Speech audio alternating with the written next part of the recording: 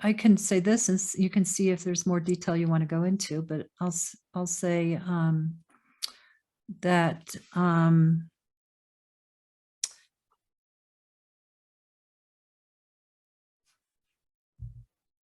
one doesn't really have to look at all outside of oneself, right, to touch on what suffering may exist on the outside.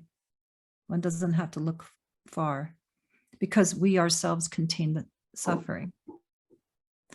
So how do we know that there may be suffering anywhere on the planet or creatures or in any whatever you're focusing on?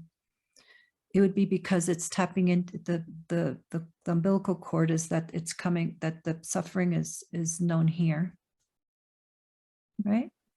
So as long as you stay connected to yourself with feeling into something, and you don't leave yourself or go into imagination or overlean into some pain that might exist outside of you, then as long as there's a real knowing that there's suffering and you can feel it here, then you're on track. You can do that.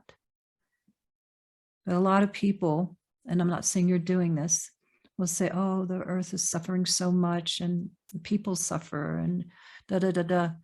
But what they're forgetting is that how would they know that? The only way to know something is by being a touchstone inside that there's suffering here. How would I know that suffering exists? Is by knowing suffering here, right? So just keep that connection with yourself without turning up the volume more than it needs to be. Just to,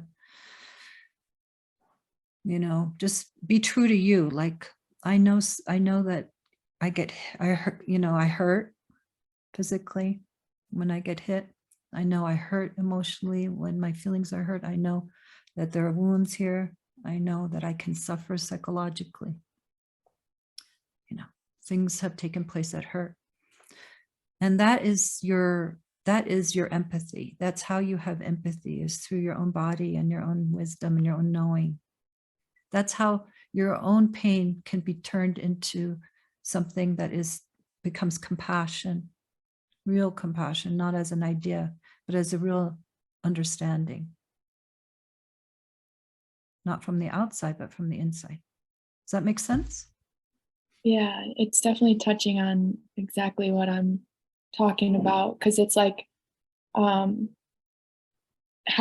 to feel it fully without kind of collapsing into it, because I know that if I really looked around and took stock of exactly where we're at, which I've kind of avoided for many years. I just don't really pay attention. And that hurts. That hurts myself. And so I feel like I'm ready, but how do I not just get swallowed up by kind of the reality of what I see when I open my eyes? Yeah. It's good that you have that readiness. It means you're less myopic about your own experience. There's a time to be myopic, like we're looking through a microscope and we only see these little things that we see. There's a time that you take your eye off the microscope and you see the microscope, and then you get to see around the room, and you know what I mean? Like we can take in more the more healed we are, the more our capacity grows to kind of have more of a vaster view of ourselves and reality. So you're like beginning that motion of moving outward to be able to take in more. But you don't want to like propel yourself out. You just want to stay connected to your state in your body. Stay connected with yourself.